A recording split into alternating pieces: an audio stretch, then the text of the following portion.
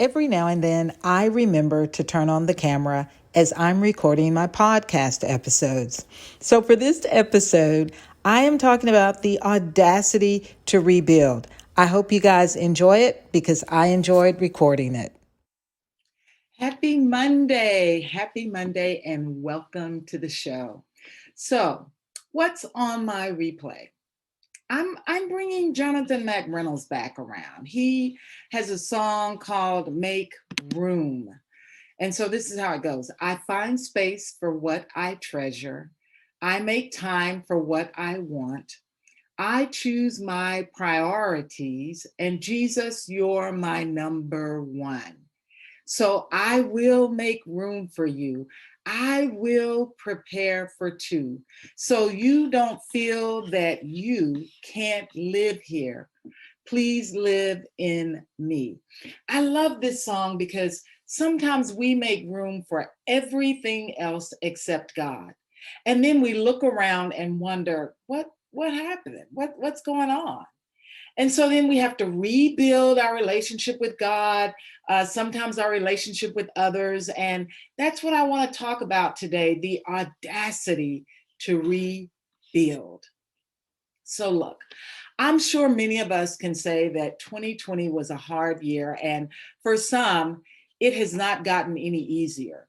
Many have lost jobs and loved ones. Marriages are being tested. They have continued to be tested when you're at home 24/7 with your spouse during this pandemic. But while our hearts are heavy and saddened, we have to find the strength to rebuild what has been torn down and broken. Now, I've talked about the book of Nehemiah before, and I love this book because it is a story of rebuilding and returning to God. So, King Nebuchadnezzar took the Jews captive, leaving many dead. Their temples were destroyed, and thousands were taken back to Babylon, leaving the city of Jerusalem in ruins. So then we fast forward 70 years in exile. The Jewish people are allowed to return home to Israel to rebuild their city and temple. Now, one of the first things they needed to do upon their return was rebuild the city wall so that they could defend themselves from enemies seeking to disrupt their homes and their way of life. But this didn't happen. There is a lot more to this story, but I want to stop right here for just a moment. Do you know how important it is to fortify your home so that the enemy cannot come in and disrupt it?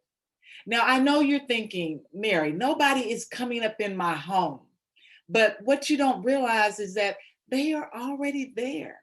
I'm not talking about a person. I'm talking about when work becomes a priority over family, when kids' activities become a priority over spending time with family and with God.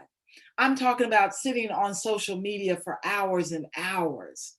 And for some, this pandemic has caused the enemy to roar its ugly head in our families. Anything that pulls away from family or disrupts the home over time can destroy it. While this story of Israel rebuilding the wall is actual, there are some spiritual walls we may need to rebuild to ensure the enemy does not attack. This rebuilding is more than Sunday morning going to church. Remember, we're talking about our home. The people of Jerusalem lived among the ruins of the wall until Nehemiah received news. And then Nehemiah prayed, planned, and returned to rebuild the wall and the city gate. So, what I'm asking you today is, who is your Nehemiah? Who is praying and planning to rebuild what has been torn down and broken in your home and in your life? The great part about Nehemiah's story is that when the people worked together, they were able to rebuild the wall in 52 days. But it all started with one person, Nehemiah, fasting and praying to God. So, this is my merry moment for you this week. Sometimes all it takes is one person fasting, and praying. Y'all have a good week.